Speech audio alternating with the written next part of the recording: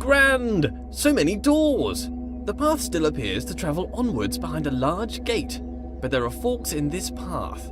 An opportunity to travel, see the universe, go along any path I desire. All this travelling, though. I would like a travelling companion. Someone to watch over me, help decide where to go, watch my back, keep me company. Oh, but that's just silliness. I don't really need anyone. I'm a god.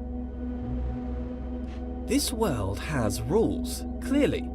For one, I cannot walk through walls, which is disturbing. You'd think if I was a god, I could do what I wished. For the most part, I don't appear to be in control. Perhaps my subconscious is keeping the world in shape. Subconscious. A powerful part of mind, all along unobserved, subtle.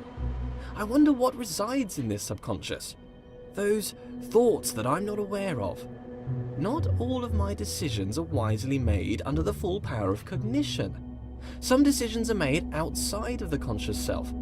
I seem to observe a lot of my actions with little or no control over them. I must still own these actions.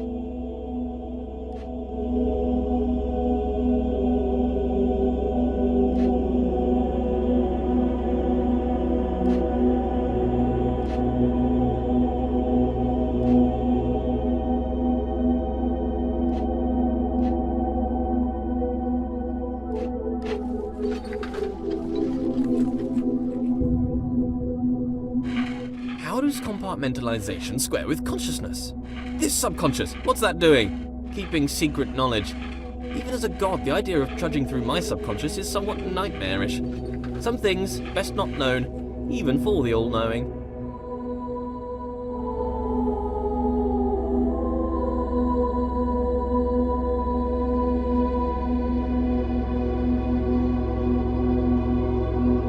The sad thing about being a god is the crushing loneliness. I don't really feel I have an equal. This wall, for instance. Don't get me wrong, he's a smart-looking wall. I enjoy being around him, but he has little of interesting conversation. Very flat personality.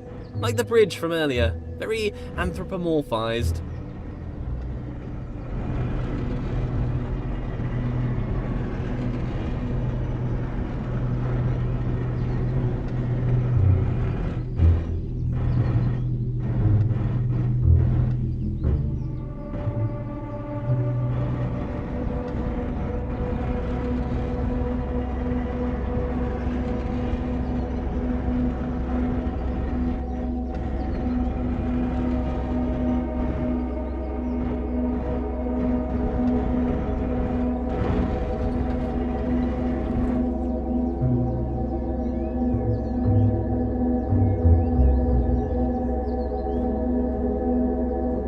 I love giant machines. The bigger the machine, the better.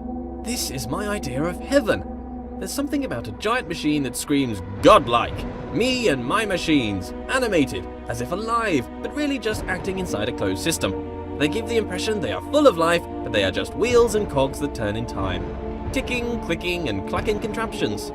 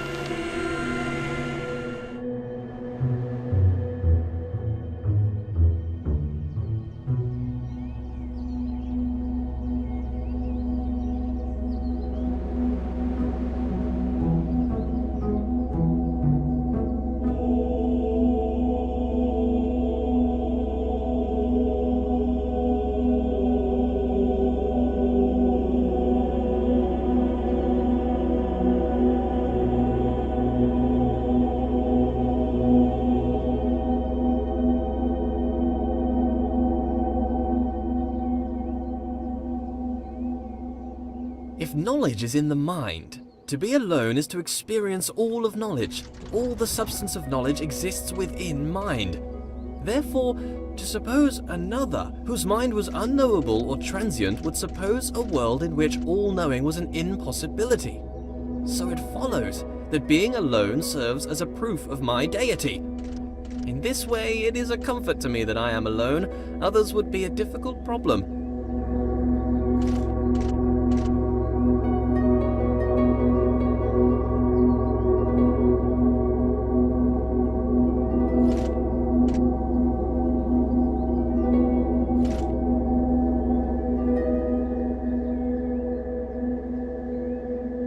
A stairway to heaven made of fool's gold.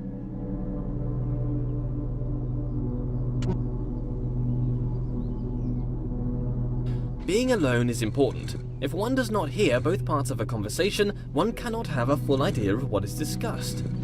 To be alone is to know the whole story. But still, this world seems to attempt to communicate something. The world is filled with part conversation. The writings on the walls themselves. Let there be yet more light. Being alone can serve as a comfort.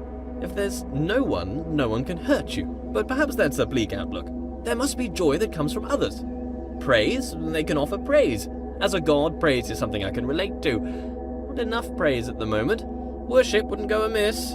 But if there were others, they might attempt to belittle me, bring me down to improve their own relative status, accuse me of pride, narcissism, pretentiousness, or grandiose self-referential commentary.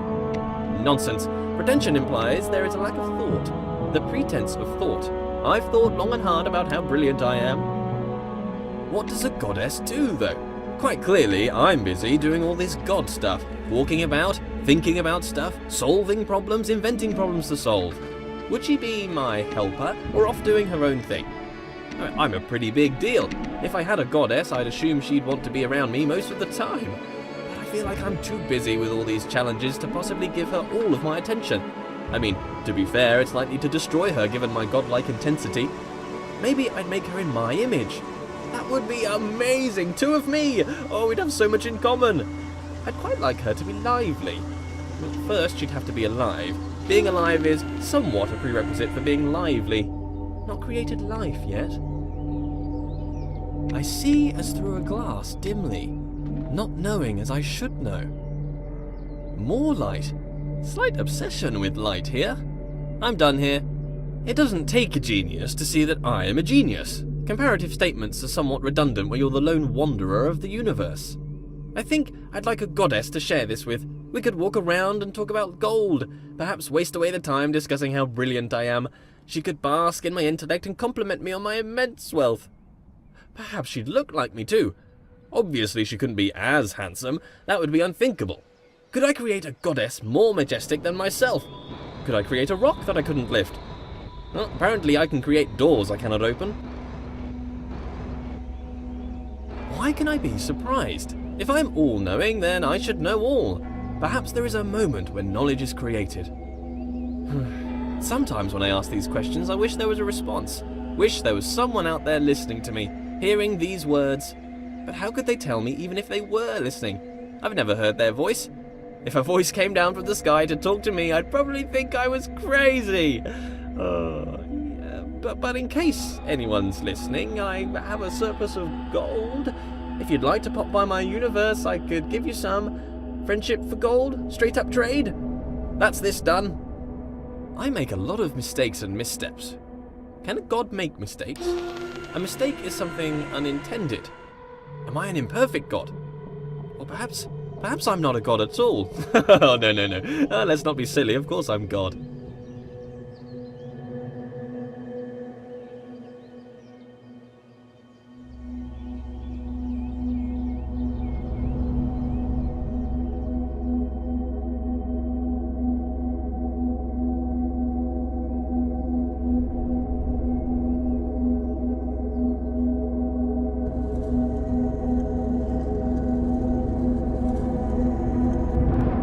Still, no companion.